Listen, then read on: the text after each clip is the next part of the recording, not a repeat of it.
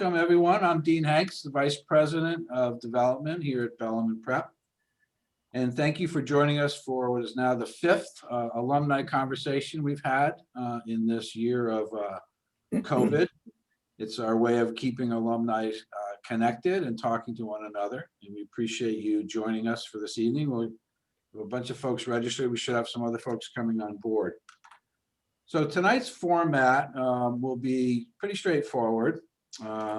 We like to make sure that you understand that we would love to see faces. I know some people don't want to, or they're eating dinner, or they didn't want to put their video on. But at some point, we found in the previous four sessions that alums seeing other alums, but particularly when they haven't seen them in a while, has really been a lot of fun. People have kind of connected and seen people. And so if you can at some point put your video on, that helps other folks see what you look like.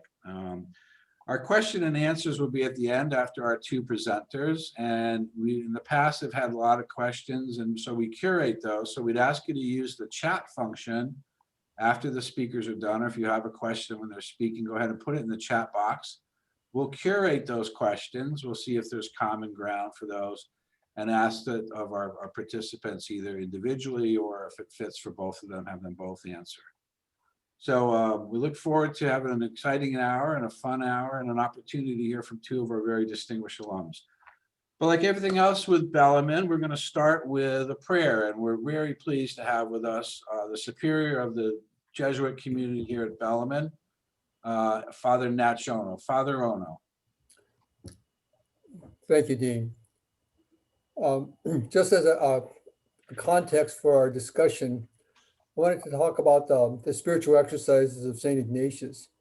And in that, he asks us to consider different images of God, however you connect with that God. And so since our conversation is about diversity, equity, inclusion, I wanted to present another kind of an image to you. So this is another image of Jesus, a Black Jesus. And I think that in some ways it speaks to me in the same vein as I'll refer to, that's another picture of Father Joseph McGowan, but I'll refer to him a little bit later. But this Jesus is almost like an icon that you can look at and see different aspects of him, his open arms welcoming you. And I think to me, it just really looks, helps me to imagine Jesus in a different context. And in some ways with open arms, I think you see Jesus calling us. And I want to highlight, as I said, one particular Jesuit who worked in Tacoma and at Bellarmine Prep. And I don't know if anyone remembers him in some ways, but I think he really was another icon in some ways. He was one of the few African American Jesuits in the U.S. And in his time, he was around in the 60s and whatnot. And I think it was a turbulent time. It was very difficult for him. He experienced racism, bigotry, and exclusion, really. And part of that was in the Society of Jesus. Yet he persisted, I think, in his vocation, in his call from Jesus.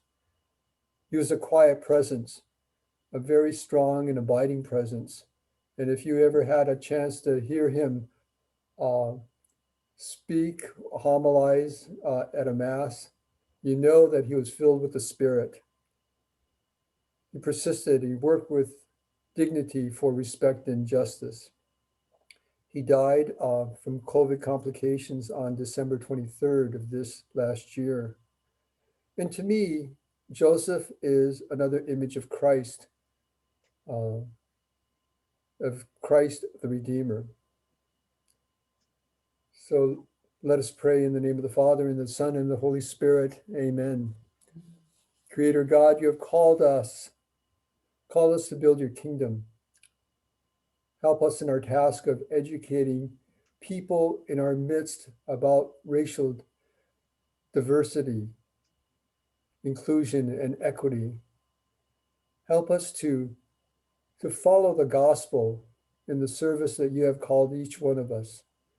Help us to listen with heart and with hands open to what you would have us hear and receive in your grace. So along with Joseph, there's a prayer card that we have for Joseph, and in the back, there's a prayer that he prayed, I'm sure, very often. So let's pray with him to the call of Christ. Take, Lord, and receive all my liberty, my memory, my understanding, and my entire will. All that I have and possess, you have given all to me. To you, Lord, I return it. Dispose of it wholly according to your will. Give me only your love and your grace, and this is sufficient for me. We pray in thanksgiving. Amen. In the name of the Father, and the Son, and the Holy Spirit.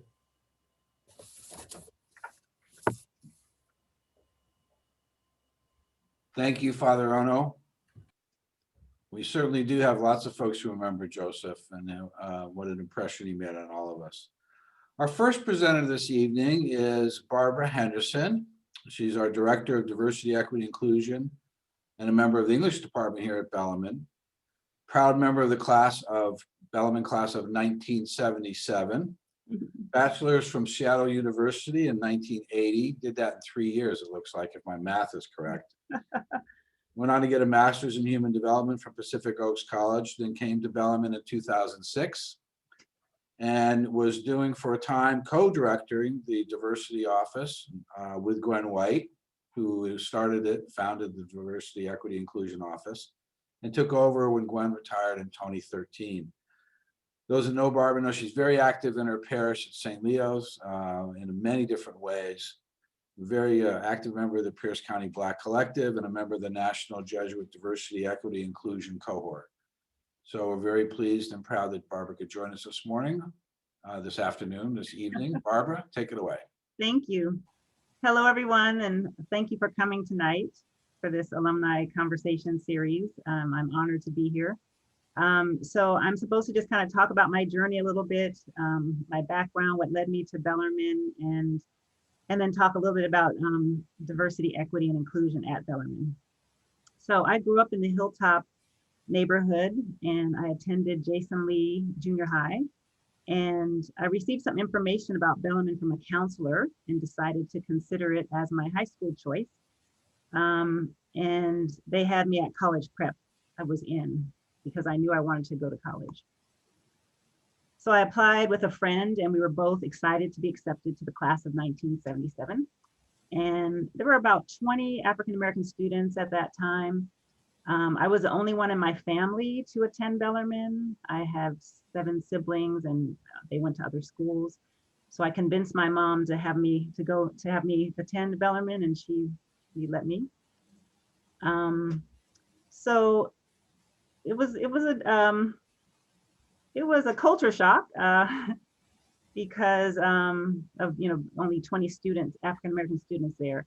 So my experience was difficult, challenging, but also very foundational and formative, catapulting me into college. It definitely prepared me for college. I walked right into Seattle U, very prepared. I participated in every sport. I was on the school newspaper. I was involved in student government, and I helped form the Black American Club. And after graduating, I went straight to Seattle University and got my degree in criminal justice police science, and worked in that field for about 20 years. I have a son. I raised him during that time. But while I was working in the criminal justice system for all those years, doing a variety of things, I became very disillusioned with that broken system, what we now know as mass incarceration and some of the other things that they're trying to reform right now in law enforcement and corrections and the judicial system, were all things that were problematic, even more problematic then. So at the time I was volunteering at my local library, Douglas Truth Library in Seattle in the central area. And I read to preschoolers, and I absolutely loved it. It was only on Saturdays. And I especially loved literature always, especially African American literature. So I decided to go back to school and get my teaching credential and become a school librarian. And then eventually began teaching in a Catholic school in Seattle, Madrona, which is a K-8 school. And was able to expose students to books about themselves. And I loved that experience as well. At Bellarmine, my faith had started to form. My mom went to different churches. We went to St. John's Baptist Church and First Vocational Baptist Church, but she was really searching for God, I would say. So when I came to Bellarmine and we had religion classes, that really formed me. I didn't realize it formed me at the time, but my faith was definitely being formed. I remembered one class I took at Bellarmine called Personal Moral Values. Very powerful religion class that asked you to think about your life and write your own eulogy. And that just really made me think about, okay, what kind of person do I want to be? Does God have a purpose for me? Why am I here? So that's where I first learned about that. Also, I realized that my lived experience as a Black woman had agency. And after raising my son, I realized that I really liked being in the classroom and being in the library. So I ran into Gwen White at a conference and was moving back to Tacoma.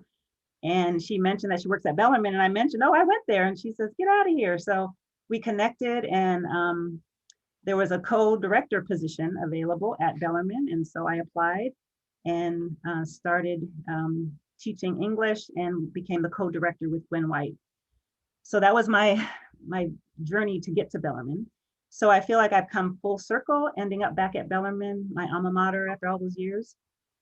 So I want to talk a little bit about diversity, equity, and inclusion. So those three things together, it used to be called just diversity, and then they added equity and inclusion as we came to understand the importance of fairness and making sure that everyone has what they need and making sure that everyone feels welcome in our school. So diversity, I like to think of as honoring the root and strength and identity of every student and what they bring. The demographics at Bellarmine are about 40% students of color or BIPOC. Most of the students of color are Asian, mostly Filipino. There's over like 20 student clubs. So students are usually able to get connected with other students who share their interests. I'll talk a little bit about affinity groups too. Equity is always about justice and fairness and making certain that all of our students have what they need to be present in the room and to have the full Bellarmine experience. And then inclusion is also having that full experience with their identity, being included but not having to assimilate, and just being in an environment where everyone is welcomed and accepted. So we do a lot of things around student support. So there's 3 ways that I support our students because they are really everything about Bellarmine. Leadership development, building strong relationships. So I work very closely with our Ignatian Formation Director, which is like our homeroom, our students. That is where anything that has to do with the whole school, like our Martin Luther King assemblies, anything that is whole school involved, that's where those things take place. So I work very closely with her. We're trying to make sure that student voice is incorporated in everything that we do. So promoting student voice and leadership through affinity groups. So we have a lot of affinity groups, a Black Student Union, which is very strong and very active, Diversity Club, Asian American Pacific Islander Club. We have it's called Lion Pride, which is for students, LGBTQ questioning and allies. We have a Social Justice Club, and these are all student-led, and they're pipelines for the development of diversity leadership summits and conferences, so these students are very active. This year, we also have a new club called ORB, One Race Bellarmine, which was formed after the spring events and the racial reckoning that happened after George Floyd, Breonna Taylor, and Ahmaud Arbery. Those incidents happened, those students formed this club. It's a multicultural group of students whose purpose is to just create unity in our school. So we work very closely with them, and they work very closely with administration.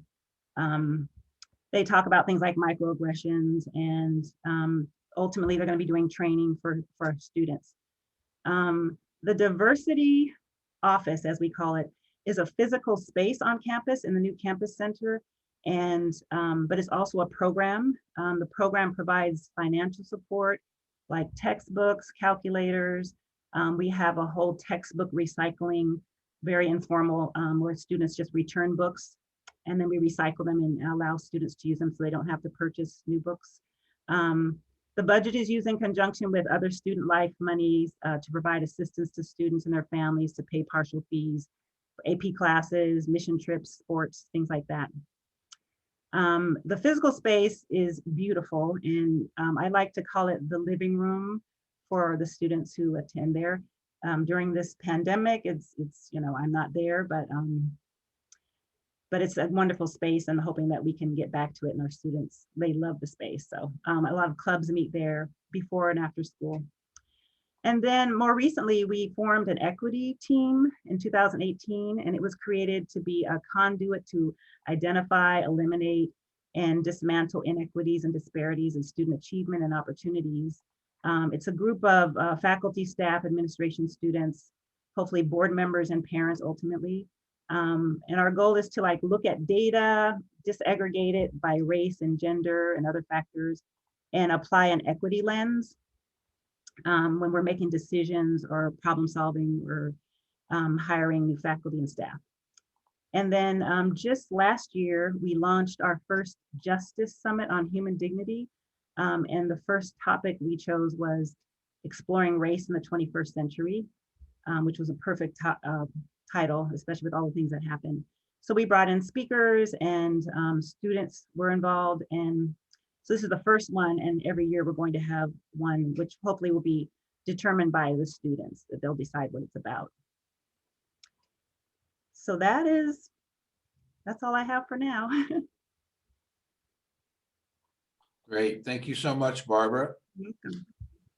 And now it's my pleasure to introduce Dr. John Gaines. I like saying that, John. You can tell I put the emphasis on it. Community Relations Manager at Tacoma Public Utilities is his day job, but many of us know him for his work that he's done for Push for Dreams, the founder and president of that organization. He started it in 2012. John's a proud graduate of Bellarmine, class of 2006. Earned his bachelor's degree from East Central University, master's from Liberty University, and just recently has got his PhD in business administration. So John is a guest speaker in a wide variety of audiences, universities, businesses, corporations, even the MBA skills camp. But I think, and I don't want to speak for him, but I think he probably enjoys the most when he gets a chance to talk to young people at camps or schools or youth groups, youth agencies. And we're very pleased to have him here this evening. So Dr. John Gaines, you're up next. Awesome. Thank you so much. It's an honor to be here virtually with you all. At this point, I probably would have attended at least half of the football games, and now I would be at some of the basketball games. But this is great, and there's a lot anytime I have an opportunity to talk about Bellarmine and my experience, I can go on and on and on and on and on. And so I'm going to keep this short and just share a little bit about my experience, where I grew up, and really some of my foundational values that I still live by today were shaped at Bellarmine. I want to talk a little bit. I recently keynoted the MLK celebration for the city of Tacoma. And for me, that was a dream come true. It's still on YouTube. If you haven't had a chance to watch it, I encourage you to watch it. And it was such a profound moment for me because I remember growing up as a kid with my grandmother getting dressed extremely nice to go when it used to be at the Tacoma Dome. And you have these amazing speakers. And I remember thinking to myself one day, I want to share a message of hope, a message of love from that stage. And last year, there were so many different things happening in January of 2020. And I was so frustrated with just a variety of things. And I remember attending an MLK event, and it didn't feel like unity. It didn't feel like love. And I remember thinking to myself, if I can have an opportunity to share from that stage one day, I will. And I think the committee was frustrated as well, because I literally received a call that day after I left that event and said, hey, can we book you for next year? And this was before we knew COVID would hit. And I said, yes, please. I cried on the phone. I cry a lot. I cried on the phone and said, yes, I would love to be your keynote speaker next year. And so the COVID hit and I was able to pre-record. But something I shared was really rooted from Bellarmine. I wish you could see on my wall, I have a quote. It says, everyone can be great because everyone can serve. And that's something that I live by. That's from the great late MLK, but that's also a core value that I learned at Bellarmine. Bellarmine, one of Bellarmine's value is to serve, and all work is grounded in service to God, to church, to students, families, to one another, and to the community. And as I grappled with that quote that I learned at Bellarmine, and as I grappled with this idea of service at Bellarmine, I honestly can say I didn't know what it meant. And how did I get to Bellarmine? A good friend of mine who called me just this morning just to check in on me. My family and I, we recently had our episode with COVID, and it didn't it didn't treat us well, but we're great now. So he called to check in on me. His name is Jermaine Easterlin, and he graduated from Bellarmine, and he's ran into some rough patches. One of the most intelligent minds I've ever talked to. In his adult life, he ran into some rough patches, and so recently, these last couple of years, he's been able to bounce back. He's doing great, and we've committed to running stairs together every Saturday morning. Um, and I learned my lesson. I'm trying to limit my contact for the next few weeks at least, but we run stairs every Saturday morning. And as I think about my experience at Bellarmine, he was one of the first people that I could remember that attended Bellarmine from the neighborhood we grew up in on the hilltop in Tacoma. And we went to Bryant Elementary together, and I had no idea what Bellarmine meant.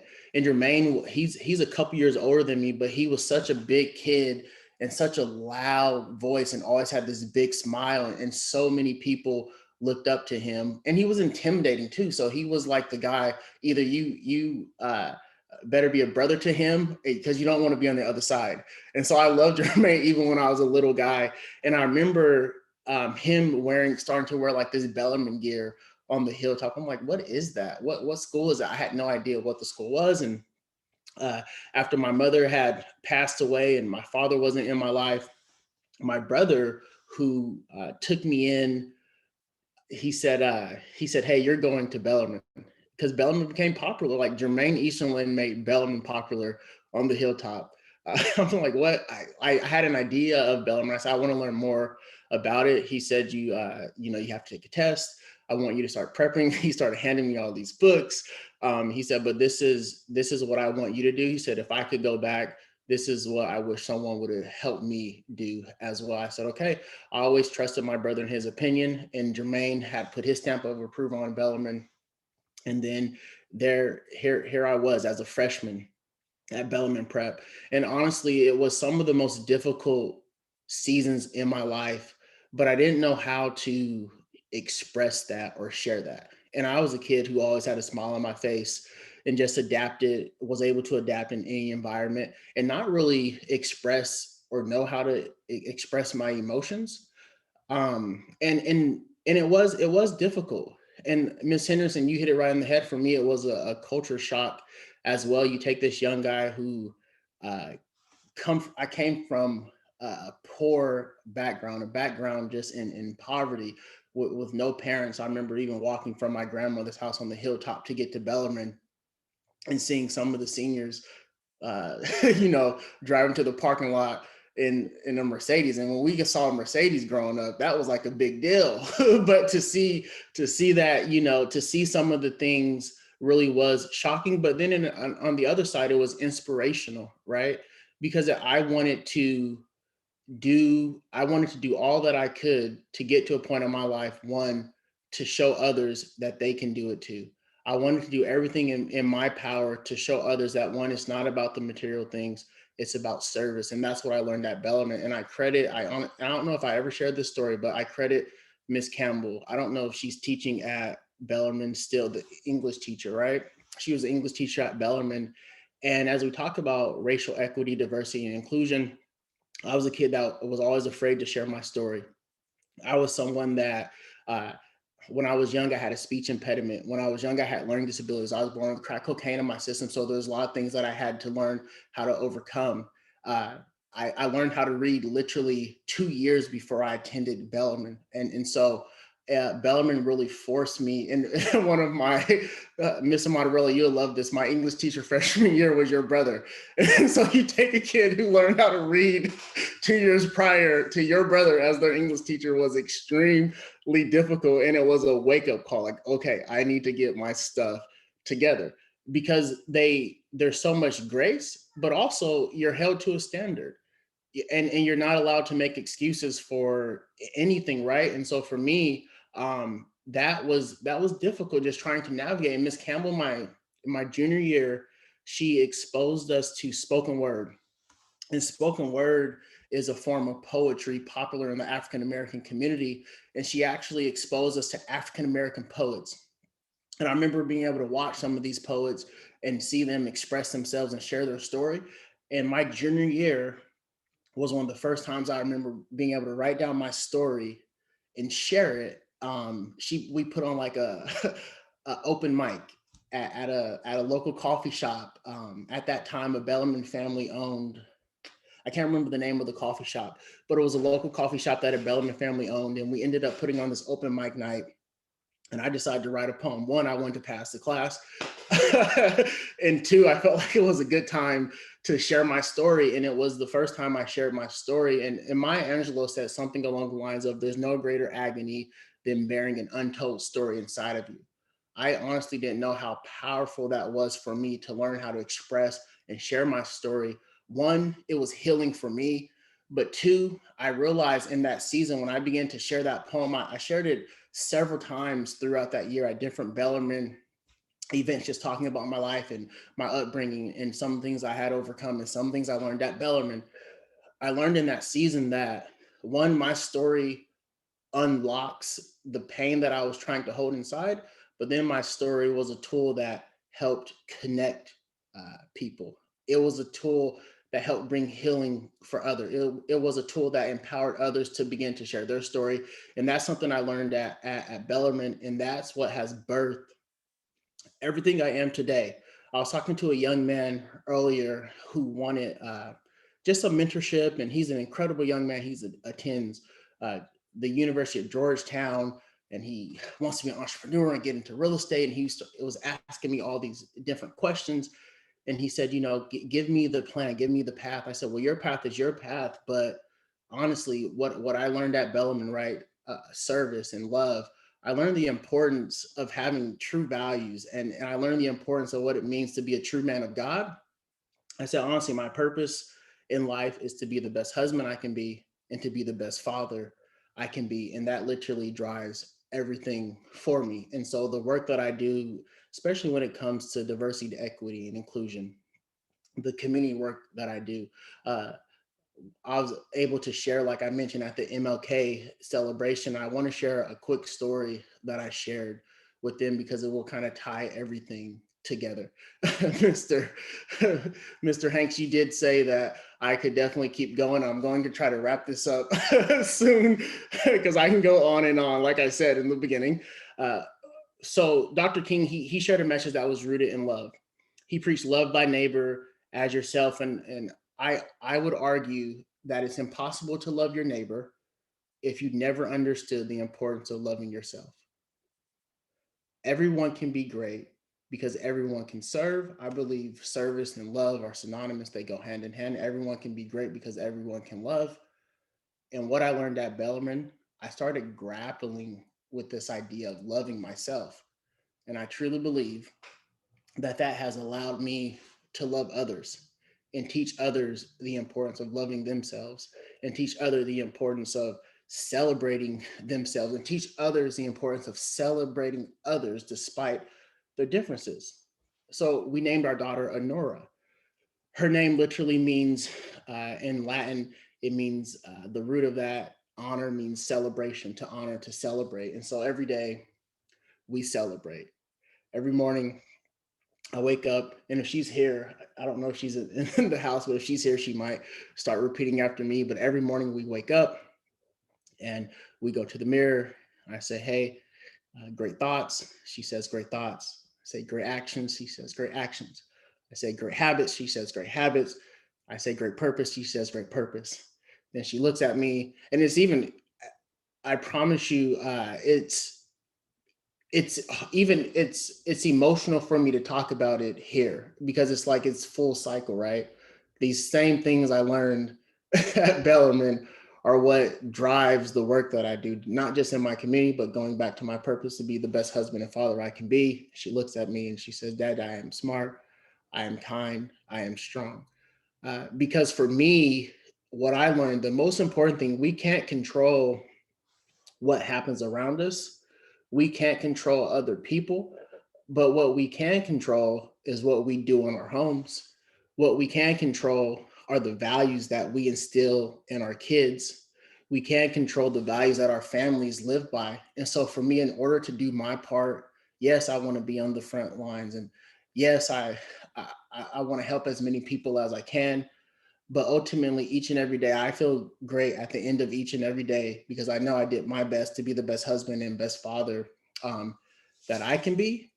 And I'm really living out my story and teaching my family how to share their stories, with the hope of connecting, with the hope of bringing healing, with the hope of bringing love. And so that's my story. It's kind of a lot in a little bit of time, but just anyway, Bellarmine means a lot to me. And so grateful to be here this evening. How about a round of applause virtually for our two participants this evening? Again, if you do have a question, go ahead and put it in the chat box, and we'll take a look at it and we'll ask it on your behalf, and we'll do that. I do have a question though, for Barbara. Since this is an alumni focused event, I'd be interested to know how the alums out there, in a networking fashion, in a support fashion, can help BIPOC students currently at Bellarmine, or those getting ready to graduate, those that could reach back to us that are first or second year college students, come back during the summer, which I know many of them come back and visit you, Barbara. How can the alumni group, at large, assist in helping that with the networking and the other things that that's happened for lots of Bellarmine alums? I think it happens kind of organically, but there's really no formal way. They do tend to come back, and when they do, they stop by the office and just begin sharing their stories about college, and sometimes what their major is, how they got into an internship. So that's really helpful. But it would be nice to have some kind of a more formal way. But students, come back. I mean, I don't know if you saw on our website, I hope, is some reflections from alum on Black History Month.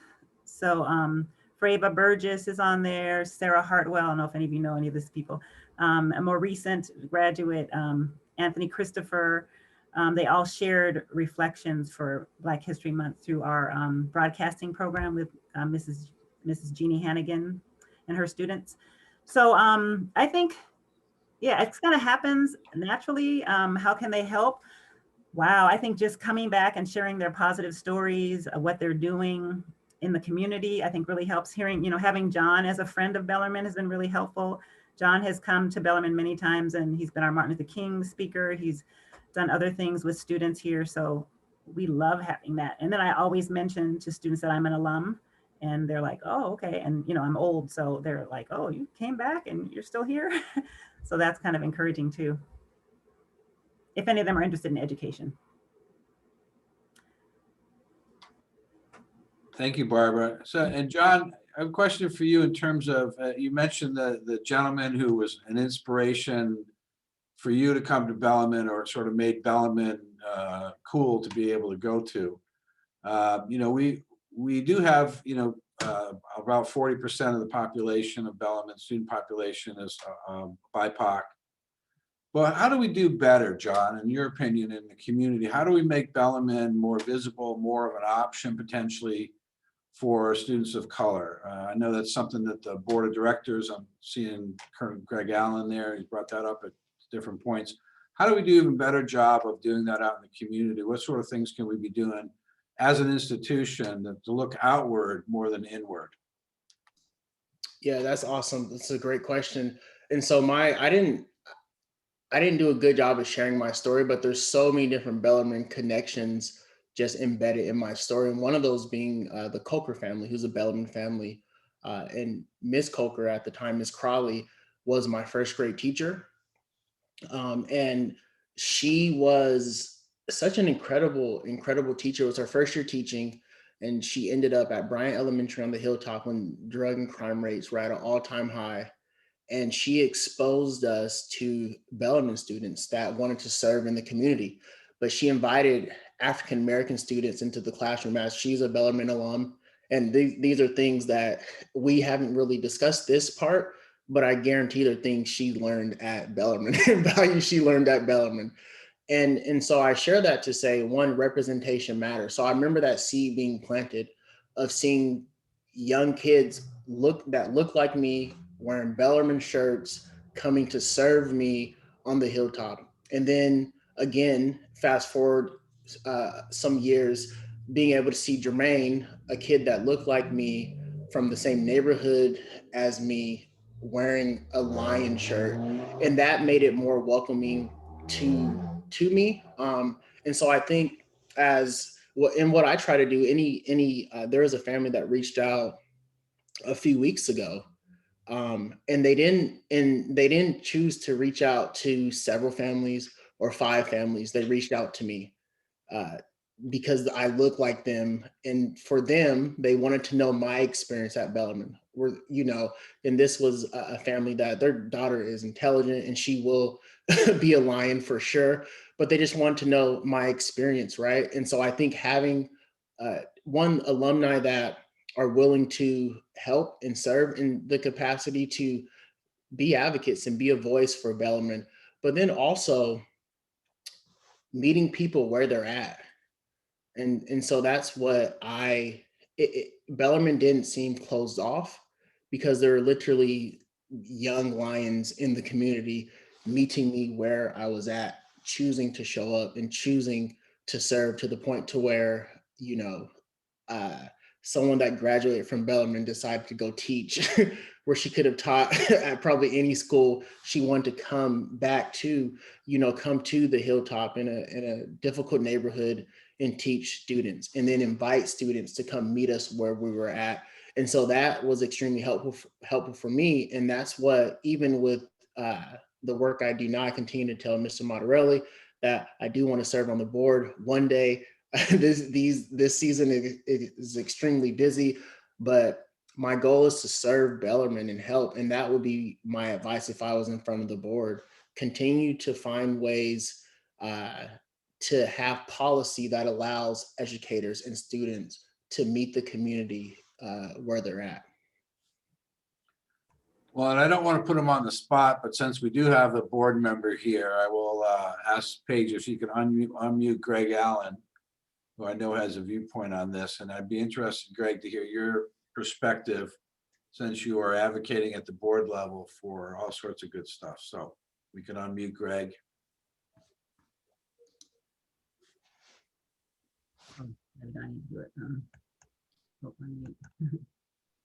There you go. Okay. Hey, first of all, I was actually writing a question, but to both Ms. Henderson and to John, Dr. John, I tell you, just great listening to you guys' stories. I mean, just I totally, I'm humbled to hear both of you, and I just want to say thank you for sharing. Like you guys, I came from public school. We all came, obviously, different times at Bellarmine. I came from Lakewood, but my neighborhood is very diverse. A lot of us were military kids, which means that we had a lot of minorities, a lot of mixed families. But but we all had different experiences. I can tell you that for me, it definitely was a culture shock. And I mean, I'm not afraid to say that it was. I mean, my friends that I made on the first day of football practice um, are still my friends today. But it was hard to get used to listening to rock music. It was hard to, I mean, it just was. It was just like, holy cow, this is something I'm not used to. But my question for both of you is, uh, I think, first of all, just going out there and finding kids that want to go to Bellarmine in terms of specifically Black children, not because I understand that we have a very diverse, in terms of the numbers. 40% is good, but when you look at, if you actually scroll down the numbers and you look at the Black population, it's not that great. I mean, it definitely doesn't mirror or reflect our society here in Tacoma. So my question to both of you, especially for Black males, why do you think that we're having problems with retaining Black male students once they get here? I can speak to that. Yeah, there's a lot of different reasons. We try to do exit interviews when students leave before they graduate, and Rob and Cindy can attest to this. Sometimes they leave without us being able to, find out necessarily why. There's a lot of different reasons, but I would point to, they didn't connect. They didn't find their way. And so I think I went to a equity conference at St. Martin's last year, and one of the things they said is retention is recruitment. So retaining students, retaining faculty of color makes the school more attractive. So like to add to what John and Greg have said, when there's faculty of color, when there are students of color who are here, engaged, involved, and that makes it attractive to other Black and BIPOC students. Because like Jermaine Easterman shared, hey, come to Bellarmine. That really helps. I think also representation matters. I'm an African-American woman, and I really believe that the girls seeing me and knowing that I went here is everything. We also have African-American counselor, Tawana Wilson, and a PE teacher, Mike Peterson. I think they're essential and very important to our African-American students. The thing I can point to is there's something we're not offering to them that they need. For a couple of students, I remember one of them said, I just don't feel comfortable. They come from more diverse schools, and I feel like they just don't get connected. And oftentimes if it's not sports, if they're not involved in a club that they're engaged in, then they kind of get lost. And so I don't know what the statistic is, but many African-American males come in freshman year and then they end up leaving by the end of their sophomore year, if not their junior year. So they do not graduate from here, they transfer to another school. That is a problem. I'm glad that you acknowledge that, Greg. And it's something that we're working on. And hopefully we'll come up with more strategies. And maybe, I think, John, the fact that, you're working with young men, I think that you might be able to speak more to that, what might keep them from staying. It's an adjustment for a lot of young men, especially who come from more diverse backgrounds, more diverse schools. Bellarmine is different in that regard, culturally. Yes, and so I share the same sentiments. I think it's a combination of things. I talked to a younger guy, younger than me, that went to Bellarmine and ended up transferring to Curtis. Now he's just a local businessman, and so he was asking about some real estate stuff this morning. And so as you asked that question, I think about my conversation with him and why did he leave? What was the difference? And like Ms. Henderson mentioned, I had a good experience at Bellarmine. It was difficult seasons at Bellarmine, and even I, at the end of my sophomore year, went to my brother and said, I want to leave. And so it's funny that you say by the end of sophomore year, it was the end of sophomore year, I cried on the phone. in Miss White's office and said, I want to leave. I just had experienced, just being honest, some racism in a class, and I didn't feel like the teacher stood up for me from a white male student, and it hurt. And I remember going to my brother, and it takes a lot for me to cry. And he knew that it was serious. He just said, relax, come home, and let's talk about it. That same summer, I think Mr. Bullock was hired. There was a gentleman by the name of Mr. Bullock who was African-American male. And so as we talk about representation, that really helped. But not only, I think it's important to add, for me and my experience, so many educators. I see Miss Davis. There was so much grace when I was at Bellarmine. Mr. Gavin, who was there, who would literally that incident crushed my spirit. And there was a lot of other things, as you guys all heard my story, there were a lot of other things that I was battling. I didn't know how to share my story or express my emotions. I remember Mr. Gavin eating lunch with me for maybe 2 or 3 months straight in his office because I did not want to go. And this was, I was, on the track team, the football team. I was captain of all 3 teams my senior year, graduated with 9. So I wasn't this fragile and, scared, shy kid. I had to put on this mask anytime I was in the hallways because people, looked up to me, and I wanted to be, I wanted to be kind to folks, and I just wanted folks to, treat me like I belonged. And I remember, so those 2 things helped. And so I share all that to say, I think mentorship is key, and relationships is key. And so if there's a way to establish some type of program that gives these students that are struggling access to maybe alum that look like them, and alum that maybe don't look like them, but they understand what it means to serve and what it means to love, and they just walk alongside these young people, that would be helpful. Because for me, it kind of just happened organically, and that saved my time at Bellarmine. If it were not for just those moments with the educators and having that time, I probably would have walked away. Now, that would have been a difficult conversation with my brother. He probably wouldn't have. He believes in Bellarmine. My niece graduated a couple years ago, and my young ones, the young nieces and nephews, are going to go to Bellarmine. So he's like, no, if they could, if they could help shape you, we're sending everyone to Bellarmine. And so it would have been a difficult conversation, but I remember battling him for a couple of months because I did not want to be at Bellarmine. But having those relationships and being able to be mentored by just men that cared saved my time for sure. Thank you both. We have a question from Amelia Hagan.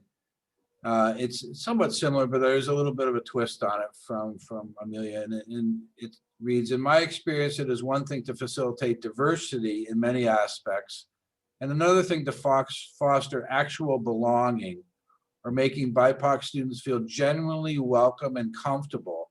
So what are some of the things that Bellarmine is doing currently or can do better to foster, create more inclusive spaces of belonging within the school community among students?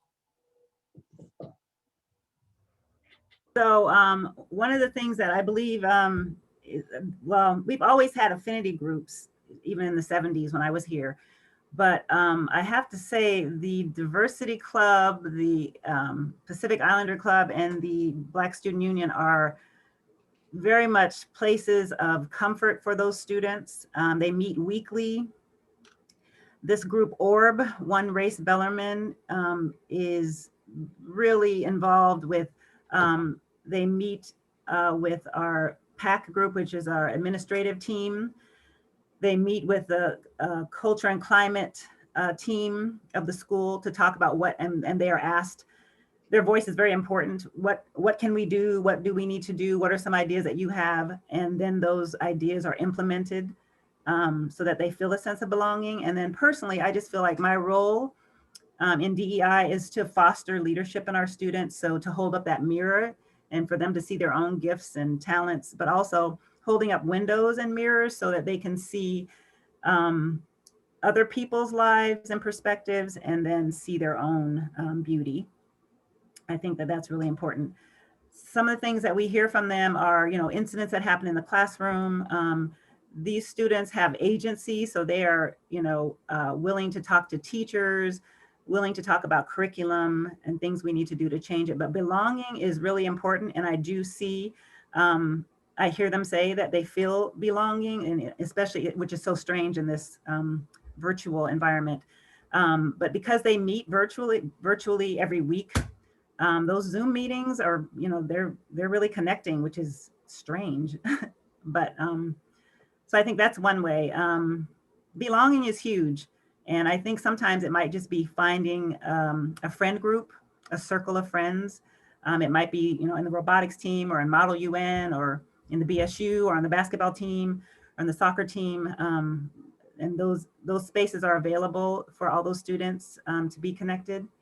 I think those are some of the ways that we find a sense of belonging, because diversity, you're right, it's just the demographics, but being inclusive is something totally different. I agree. I don't know if that answered your question, but I think it did. We have another question from Kevin Laughlin. Let me just read it as Kevin wrote it. How do each of the speakers see the Bellarmine community abiding with the consequences of COVID? As an equity team addressing diversity, the long-term effects over the next decade. A projection by both speakers might be fruitful. Thank you, Kevin, who's glad Kevin's joining us from Idaho. He's a Anam Caro Spiritual Direction Minister, Holy Apostles Catholic Church in Meriden, Idaho. Oh, wonderful. Thanks for joining us, Kevin. So a couple things. One is, this is new to all of us. I believe that our administration, our team, our president and principal have done a really good job of making sure that our students are safe, understanding the limitations of our families, and we have been extending a lot of grace to our students as they deal with this pandemic, and their social and emotional health is important, and there's a lot of anxiety and there's a lot of social isolation. So we just went to 25% hybrid, whereas 25% of the students are on campus. Starting the 16th, we're trying to get to 50%, making sure that all the protocols are in place for safety, social distancing, and all of that. And the second question was 10 years out, I think you said. Yeah, I think where I was, if I read Kevin's question correctly, sort of looking, what is the, as you see it, maybe in John's world as well, what's the outlook, 10 years down the road? Are we moving in the right direction? Can we get better? We're doing all these things. Yeah, we're doing this work. For the future kind of thing. Yeah, to me, this work is ongoing. It's a marathon. It's not a sprint. Racial injustice, that kind of thing has been embedded in schools and education for a long time. So extracting it, identifying it, eliminating it, interrupting it is going to take a moment. I believe we're heading in the right direction. One of the things we're going to do is a deep dive, we call a school climate survey, to look at some of those things, and that will guide the equity team work. I also think that applying an equity lens to all the things that we're doing will really help. We are definitely moving in the right direction. We've done a lot of professional development for teachers and staff, and learning modules for students and parents. Just having the capacity to talk about race and identity and some of the things that are happening in our country. I think that, around social justice is really important. 10 years down the road, I think we're still going to have this kind of work, to be honest. It's just a necessary part of education, of Jesuit education. Yeah. John, your thoughts? Yeah. Go ahead. I agree. Just quickly, I think Bellarmine, from the outside, I'm not familiar with the operations, but from the outside looking in, it seems that Bellarmine is headed in the right direction. One, you have to acknowledge that there's, you have to acknowledge there's a problem, and then just find your way to be a part of the solution. And so these were conversations that were not normal when I was at Bellarmine. And a lot of these terms and words they've become more popular over these last couple of years. But I'm just grateful that Bellarmine is deciding to show up and do their part, right? It's a we're just one piece of the puzzle, but it's important that every part shows up to the party. And so I think we are headed in the right direction. But like Ms. Henderson said, this is something that we'll be talking about in some shape or form in 10 years. And not just this, I think anytime you talk about Dr. King's message of love, right, that was rooted in scripture. And so the world has sin, the world has hate, the world has people that some will never get it and some will never agree with us, but it's our job to live a life rooted in love and serve and continue to do it until our last breath. And so I think we're headed in the right direction for sure. Thank you both. And I think we just maybe have a couple words from our president, Rob Monterelli, who's on here not as a president. He's Bellarmine class of 82, which is why we let him on the Zoom thing for alumni. Otherwise, he wouldn't have his page, wouldn't let him on. So if we could unmute Rob, he might have something he wants to wrap up with.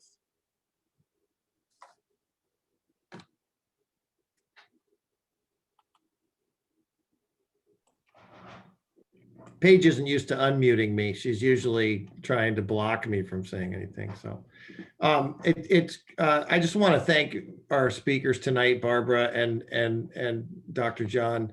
Both of you are great examples, I think, of how our alums can go out and take what Bellarmine gives them and put it to work in the world to make a difference. And that's an inspirational message for all of our alums of every race and every background.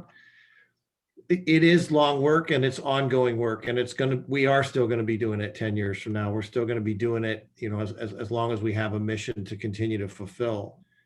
But I think that the turning point in the last couple of years has been for us to be able to start figuring out, how do we actually do this work? How do we engage on it? And how do we move past those sort of visible markers, like was brought up before, just counting heads or looking at percentages or comparing to the local demographics, and start changing the way people think and the way people act and the way they treat one another. And that is through, as we know, education. That's what we do. That's our business. And that's what the Jesuits have known for hundreds of years. And so I think, and we're going to get it wrong sometimes. It's a learning process, but we stay committed to pursuit of truth. And we stay committed to pursuit of loving one another in service. I love what John said, that service and love are almost synonymous terms, right? I think that, they're intimately connected. One is really an expression of the other. And that's at the core of what we do as a Jesuit school. And so I think we cling to that, and we listen to the voices of those who experience us. And that leads us towards that truth that we want to be, that institution that we want to be. And there's no better example of that inspires me and our students, and then the kind of alums that we have here tonight, and the ones that come back and serve. And I'm also really hopeful when we talk about employing teachers and administrators of color, or people that our students look like, is the more we educate those. A huge part of our employees are alumni, like Barbara, who's come back, and so the more we educate young men and women of color, the more I'm hopeful they'll be coming back to work in the school as well, because as we send them out into the world, they feel called to come back and give back to this place. And that will also help us become a more representative institution. So anyway, but I just want to thank both of you, and thank all of you for joining us tonight, and all of you alums for staying connected to our work, our mission, our students, and because we always say, once you're a lion, you're always a lion, and you've always got a home on the hill. So thank you again, and thanks Dean, for organizing this tonight too, and it's great to see everybody. Thanks. Dean, I just wanted to shout out to some alum, Missy Berkey. So good to see you, even though I can't see you, but it's good to see you. Natalie, oh my goodness, Jalen. Yeah, hello. It's so nice to see all of you. Sorry, I just had to do that shout out.